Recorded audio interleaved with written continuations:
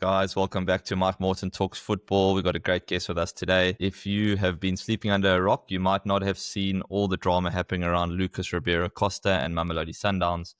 A lot of debate in the social circles about what is actually going on, and I don't think anybody really knows what's going on. I wanted to make a video about it, and the first person I called was Evert De Bruyn, a sports lawyer who knows more about this stuff than anybody else. I wanted to get his advice on how to make a video on it, and after discussing it for about 5 minutes, I realized that I do not have the capabilities to actually explain this sufficiently. So the best case scenario was actually to get a podcast going where we can hear it from the man himself. But thank you so much for joining me. Can you just a quick introduction as to who you are and what you're all about? Yeah. Thanks, Mike. Thanks for the opportunity. Big fan of the show. So, my name is Evert De Bruyn. I'm a sports lawyer by profession. I focus predominantly on football, and for reasons that we probably shouldn't go into and probably won't have time. Our paths have crossed in this arena. And perhaps just a disclaimer from the start, I'm not involved in the Ribeiro case in any way, shape or form, but it is something that I have been following, as I know you have and your viewers have. Happy to be contributing to some constructive debate and helping some people understand what the issues are. Yeah, cool. Well, let's dive right into it. The current state of affairs is obviously that Ribeiro Costa has now already moved to this new club in Spain. He's already played his first game. How's this all happened? How has FIFA given him a clearance? How is this all allowed to happen? How has he basically forced his way out of Mamelodi Sundowns? So it's a long answer, so I'll try and cut to the chase. But perhaps just to get to the point, it's important for your viewers and listeners to understand that when we talk about transfers, clearances, all these things are regulated by rules, FIFA rules in particular, because this is an international transfer and an issue that ultimately is of an international dimension. So to maybe just set the stage, regulates football, as you know. They do so by virtue of a set of rules and guidelines that all clubs and players are subject to. And in fact, these also regulate contractual issues in the sense of what happens when a player terminates a contract, what happens when he signs it, and so on.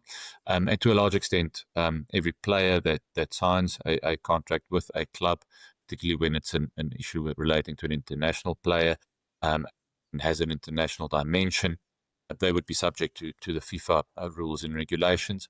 Those regulations effectively set out the framework and the matrix around what is allowed, what's not allowed. In particular, and you will well know that this also includes the transfer window and regulations and the entire system, which is ultimately predicated by contracts. And so ultimately what FIFA tried to do and has been doing for several decades is to make sure that players and clubs honor contracts. They do this through a mechanism and a principle that they call contractual stability. So if you go and look at their rules, they more or less just explain what can happen, what cannot happen. And to lean more towards the Ribeiro situation, of course, we know that he was contracted with Sun, I would suspect, although I'm not privy to the information, for several more years. And he decided to effectively tear up his contract for reasons that I'm sure we will discuss, and then subsequently move abroad to a Spanish club. Now, FIFA don't necessarily want that. And in fact, their rules are geared against situations like that. But predominantly, they try and cater for two sides or two situations. One, of course, is the club situation. They want clubs to honor contracts, make sure players get paid on time. And if that doesn't happen, then the consequences that befall those clubs relate to a number of sanctions, including what is called contractual damages, sporting sanctions, in particular relating to transfer bans. We've seen that happen with South African clubs as well. And then, of course, on the other side with players. And in particular, we'll discuss that in some length as well, is what can happen to a player when he terminates a contract when there is no good reason to, what's often called without just cause. As we venture into explaining what's happened with Ribeiro and the possible consequences and what might happen, one of the big questions that ultimately arises, well, was he allowed to do that? Was he allowed to rip up his contract and walk away? So firstly, the answer, of course, and the typical lawyer answer is it depends. And ultimately that would depend on what was in the contract, what were the terms, what were effectively the obligations by the respective parties. But let's assume that for a moment we just indulge the rumors that they have been being thrown around on social media. And effectively, he was made a verbal promise that he could move on after the Club World Cup. Well, once again, to answer the question as to whether he was allowed to, that becomes exceedingly difficult without knowing the facts. But let's for a moment assume that he wasn't, that there was no term in his contract, no release clause, no any kind of mechanism whereby he would be able to lawfully exit that contract if Sundowns didn't accept an offer for him or didn't comply with any of their obligations. Then ultimately the question that would need to be answered is, well, did he terminate his contract lawfully or not? Yeah, but can I just ask you on something there quickly? When you talk about was there a verbal agreement? I often hear this in football where they say, but the club promised me this, or they verbally said that. Does any of that actually hold anything in court in terms of, like, if a club that say to you, look, if we after the Club World Cup we'll let you go, does that mean anything? The simple answer is, well, if it's not in writing, then no. And I think, we can be very firm about this. The ultimate issue is that more often than not, we see promises being made, verbal promises, and when those promises aren't honored, then players, in fact clubs, it goes both ways, aren't particularly happy. It leads to a breakdown in a relationship, an employment relationship, which is ultimately one that requires a significant amount of trust. So when that happens, and just to jump right into it, Ribeiro is ultimately saying that is, you made me a verbal promise, in the employee-employer relationship.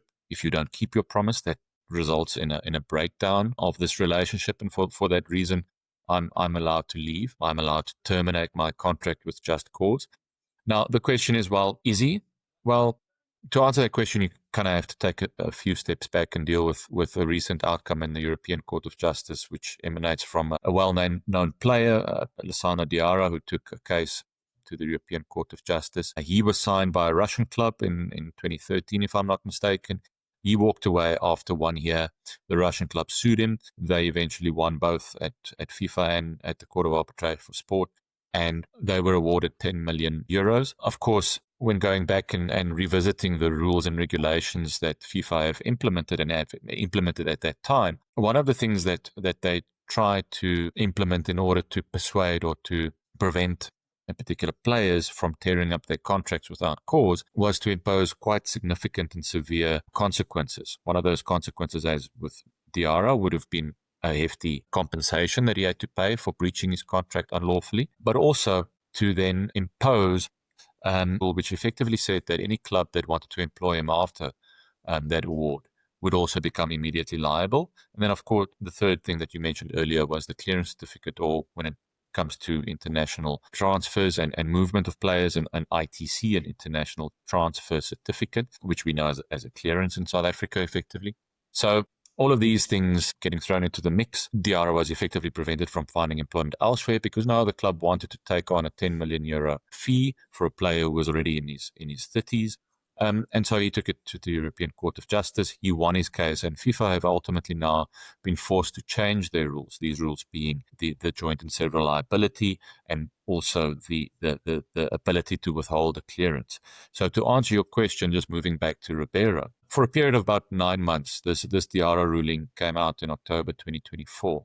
There was a lot of debate between myself and other colleagues in this area about who's going to make this move first. And the move ultimately comes and is centered around the question of, well, if FIFA can no longer withhold or force a player to stay where they are, irrespective of whether he's terminated his contract lawfully or otherwise, then you will see an increasing amount of players move, notwithstanding the fact that they have contracts in place.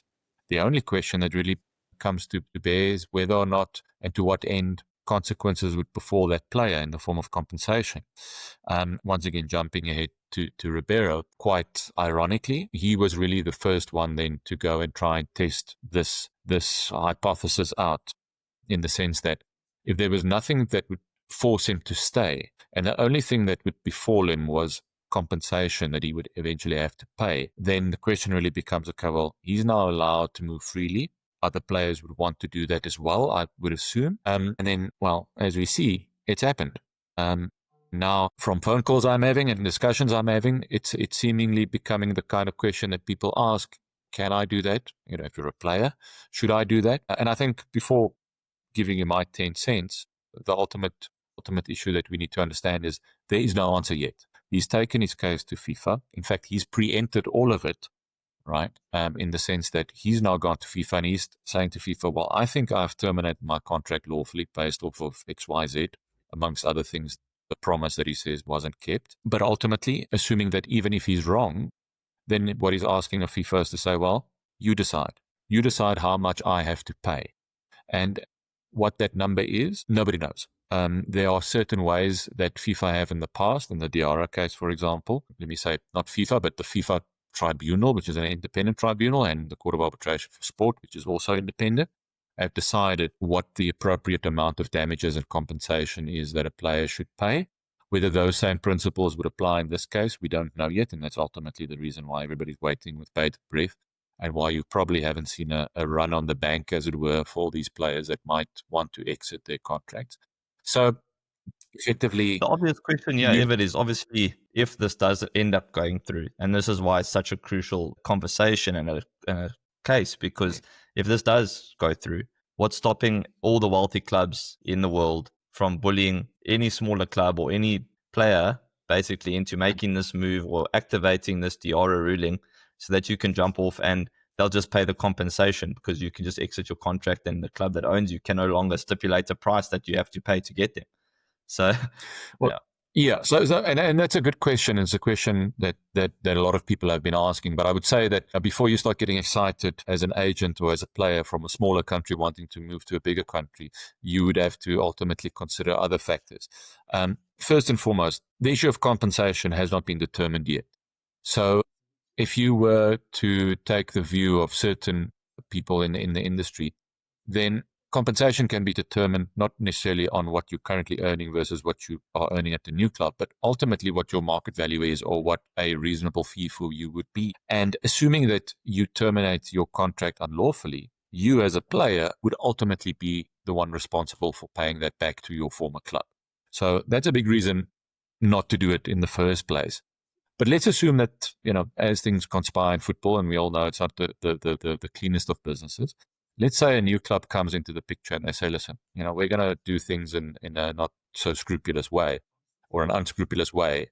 We all put some money aside, to pay whatever, the tribunal one day decides.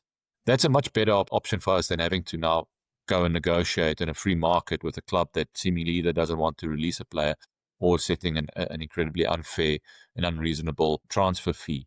So I would be very cautious to just say, yes, well, you can tear up your contract and don't worry about any consequences.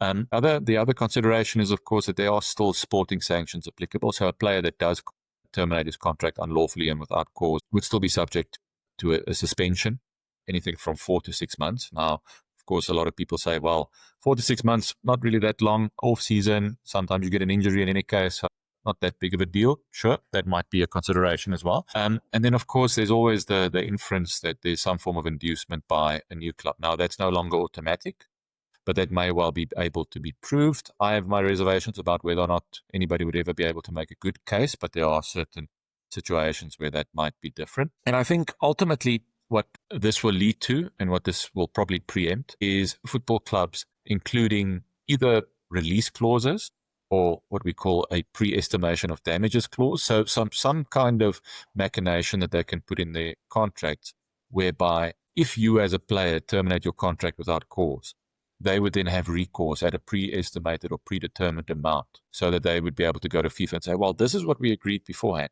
He terminated the contract, or she terminated the contract without cause. We all agree that this is the amount that we would be entitled to because this is the quid pro quo, right?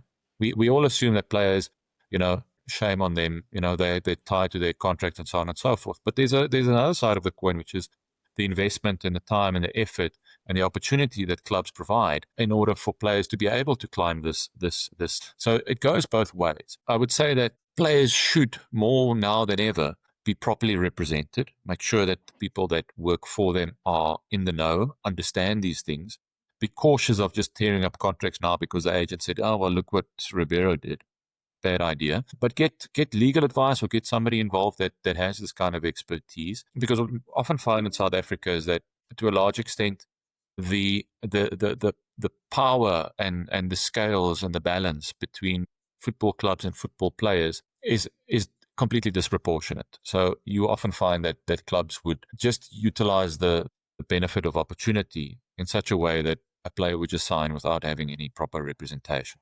And of course, if they're tied into a 5-year contract, which a lot of these players do, with unilateral option after option after option into perpetuity, then half a career is effectively gone before it's even started. So it's very valuable to have people in the know and with skills to provide that kind of service.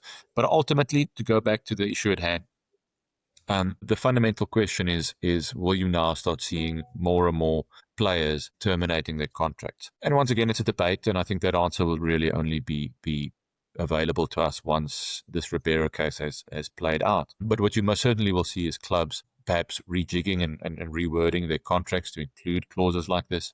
We've seen in the past that clubs have been very reluctant to do that or insert compensation clauses or release clauses in their contracts because they had such an overwhelming power to negotiate. So maybe this scenario brings the parties somewhat closer to each other in terms of negotiating leverage, but to a large extent, I think that before we start seeing a complete run on the bank and players terminating their contracts left, right, and center, you'd probably be cautious and wait for the outcome of this before doing anything too drastic. Yeah, but the one question I always have about this stuff, and I think we all know how it really happens, but it shouldn't, is the fact that he stated that he wanted to make the move because it was life-changing money on the table. Yes. How do you know it's life-changing money when you only essentially allowed to speak to the club about personal terms once the clubs have agreed terms to talk? Well, I think we both know the answer to that. And it goes without saying that, in as much as FIFA and the powers that be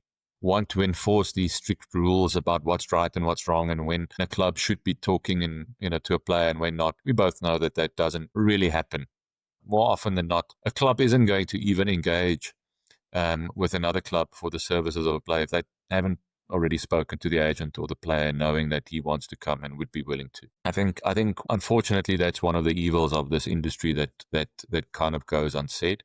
And I don't think unfortunately that it's ever going to go away. FIFA, and in our case SAFA, the PSL, they have bigger and better things to worry about than trying to curtail clubs and agents from going behind closed doors and having these kind of conversations. But all the more reason that contracts should be honored. I think that what also goes unsaid a lot is that the transfer system, in as much as a lot of people say that it's unfair on players, and I know that there are a lot of people in South Africa that say exactly that, it does create a significant amount of engagement, excitement for fans, about who their team is signing, to a large extent, particularly more so in South Africa, because we are a smaller football market. Transfer fees have the ability to take a small club into a large club. If you look at what clubs like Stellenbosch have done over the last few years, they've effectively been able to generate a significant amount of revenue from doing good transfers. And that has the ability to change your performance on the field significantly. So if you were to start undermining the contractual relationships and allowing clubs and allowing players to just terminate contracts left, right, and center, you'd be causing an undesired consequence. Because I can already tell you now from conversations I've had with people on the club side is that if they know that if they pay 10 million for a player and they know that player can leave after 1 year just by terminating his contract with very little consequence, they're not going to spend 10 million on a player. Maybe they'd rather develop him from inside or go and look in more diverse markets. But they're also going to pay players a lot less because the 10 million that they would get for one of their players is no longer coming into the bank account. And so there's a very, very delicate balance that needs to be that needs to be observed. And the moment that starts getting undermined, as much as the pro player crowd would want that, you start getting a reverse effect that's not desirable and may have an indirect negative consequence. Yeah. I always find it funny because it's like when the player's desperate and he's looking for a club, then it's like, oh, like the club, like this, my savior, give me a contract. But then as soon as you have a good couple years, then all of a sudden it's a jail. It's a jail. They don't want to let him go. It's a jail. Don't let him go. But it's like, but when he was on his last legs and they gave him a 3-year contract, no one's saying like, oh, well done to the club. But it's like a jail when you're doing well. Everyone forgets that, like Ribeiro, it's harsh to say he was a nobody, but nobody in South Africa knew him. And he came in, Sundowns gave him a very valuable contract, I assume. And then he has a couple good years for Sundowns. And then all of a sudden it's a jail and they don't want to let him go. I don't know. It's like the perceptions change very quickly.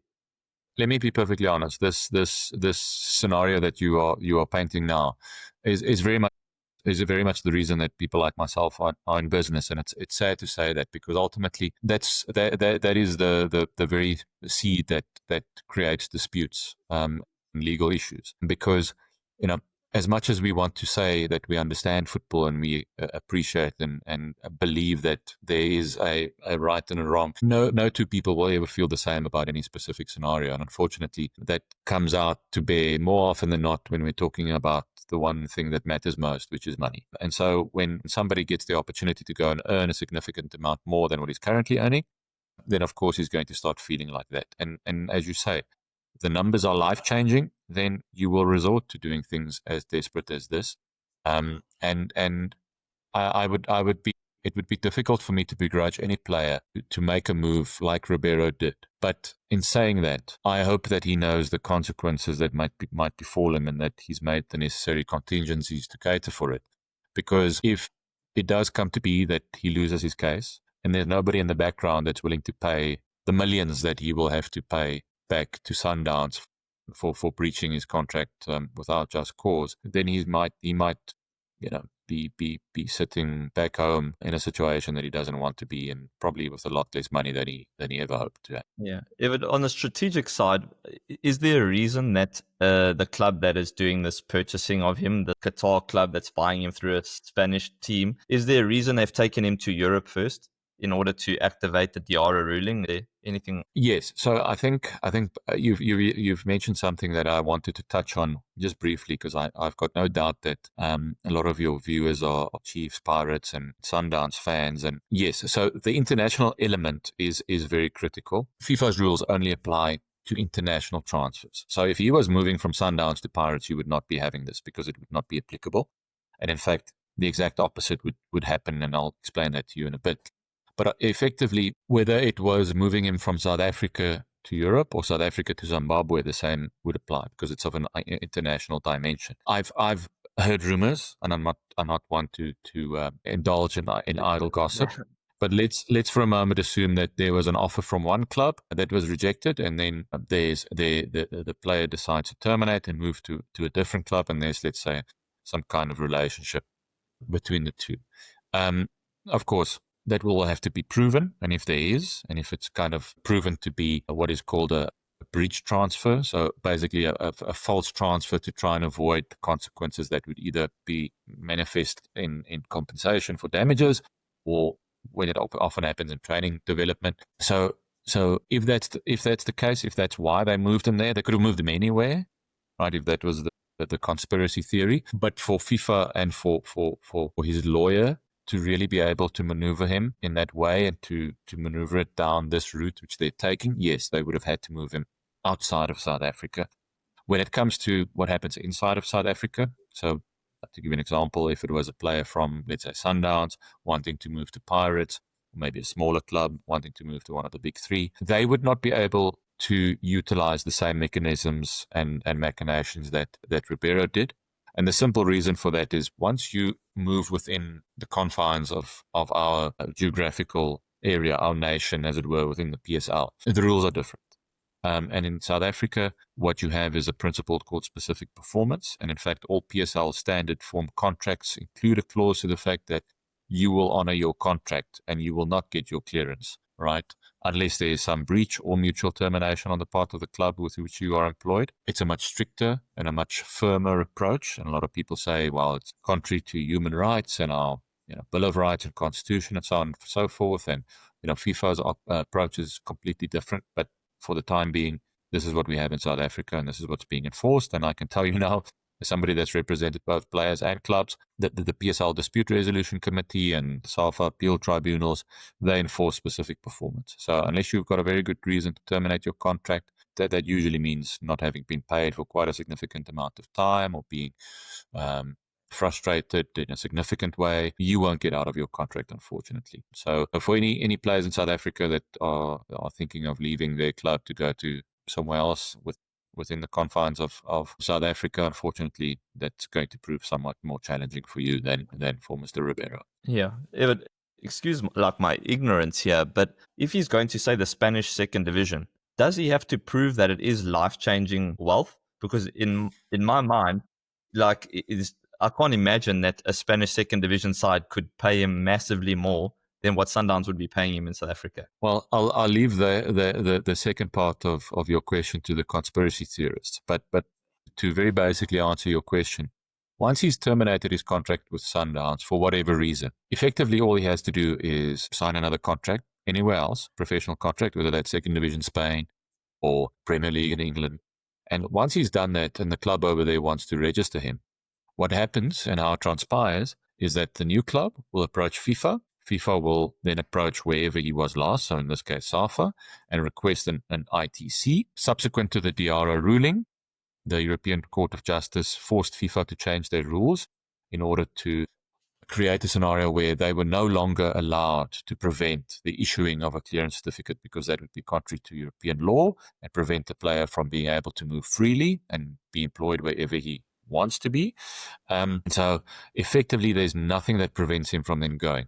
Once he's terminated his contract, the issue of whether he's done that lawfully or not becomes an issue for the FIFA tribunal. And that gets decided 6 months, 12 months down the line, and probably will be decided by the Court of Arbitration for Sport.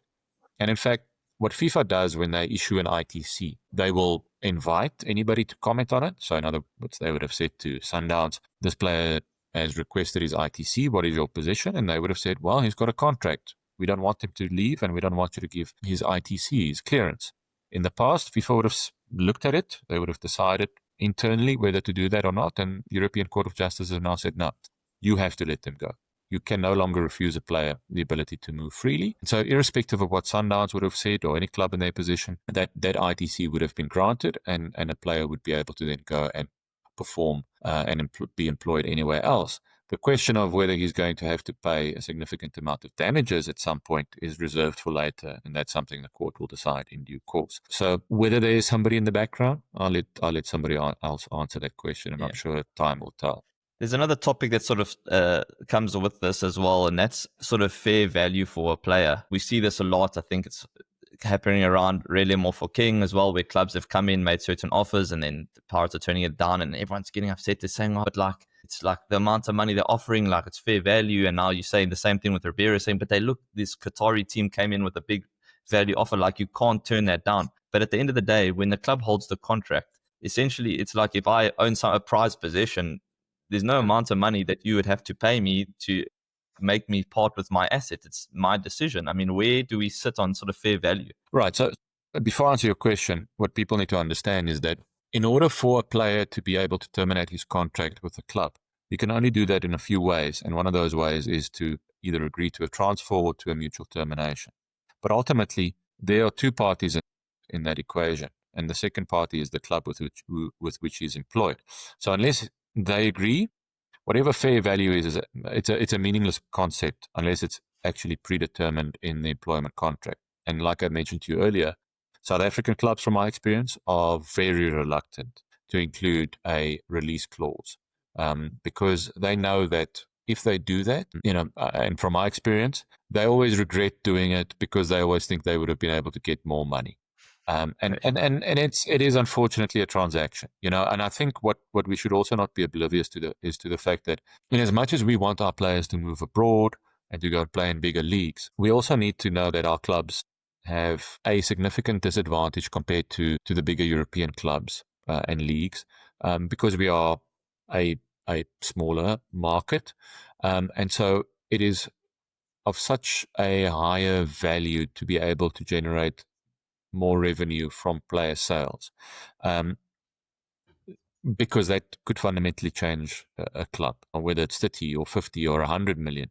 If you're a smaller club, that's life-changing. If you're a bigger club, that's nominal. Because if you think about the big three and what kind of commercial revenue they generate every year, 30 million probably does not make it worth their while to sell a player who could fundamentally contribute to winning the league or another cup, or get them into the African Champions League, or whatever the case might be. So everything is a matter of scale. And I think if you were just to look at it completely objectively, you can understand why certain offers are turned down and why others are not. Yeah. And then obviously everyone will look and say like, oh, but you should be pro player. Like, how can you be pro club in this situation? You touched on it a little bit about the possible implications if Ribeiro were to win this case and were to sort of shake up the transfer system.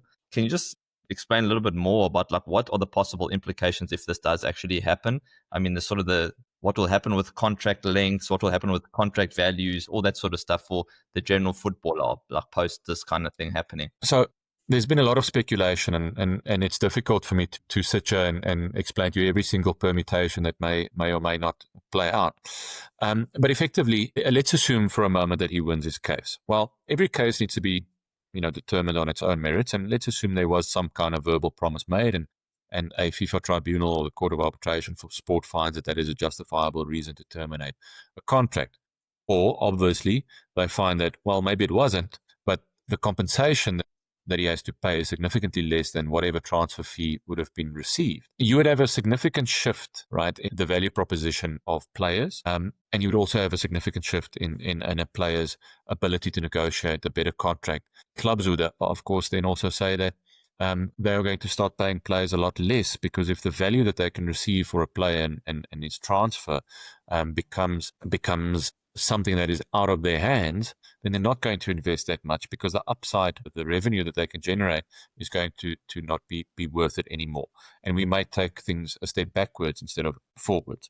But that being said, and I think the overwhelming view that I share at this point in time is that there will be a balancing act. So in other words, you can imagine if Real Madrid were to knock on, let's say, Sporting or Benfica or Ajax or any one of the clubs that we know as being clubs that are predominantly development clubs whose revenue is largely dependent on player sales, taking players and only having to, after 6, 12, 24 months, pay a very nominal fee for that player. Well, Ajax are going to close their academy, and it's not worth it anymore, right? It's not sustainable anymore. I don't believe that the clubs and the powers that be will allow such a scenario to play out. So ultimately, I think where it's going to end up is that FIFA or a FIFA tribunal or the Court of Arbitration for Sport or whoever is going to have to figure out a way to determine what you referred to earlier, fair value or fair compensation, or and that of course can always be put into a contract at the start. So it's a difficult answer to give you because there are a million permutations. I don't think the footballing ecosystem and the transfer market and clubs are going to start burning down tomorrow. And I think that's what some people want. I know it's probably what Ribeiro's lawyer wants, because he's also the lawyer that did the Diarra case, and he's also the one that did the Bosman case. So he's incredibly pro player, and he wants every player to be free in the sense that they can renegotiate their contract year after year. And of course, we know that that's probably not also sustainable within the football ecosystem. Yeah, I mean, if that does transpire, I mean, that's also to the layman on the streets who sort of has always done an employment contract. It's hard for them to understand like why a footballer is tied down to his contract, and like, can you just help explain why it's not the same as a regular employment contract? I mean, if I go and I buy somebody for 30 million rand, and then at the end of the season he says, I'm not that happy here anymore and I want to move, like, why is it not as easy as simply just allowing someone to walk out of their contract? So when we talk about football and the professional football and football players, we usually use the phrase what's called specificity of sport. So in other words, it is incredibly unique to football this contractual framework and the transfer system, and it doesn't apply to normal employment relationships, which are perhaps much more flexible.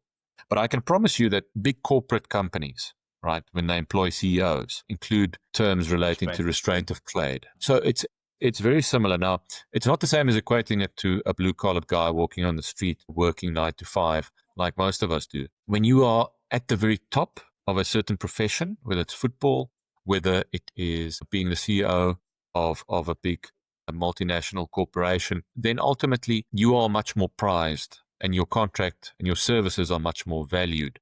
And within the footballing context, the value of your contract is also then governed by the rules of what the regulations of FIFA predetermine. Once again, some people won't agree with it, some people won't like it.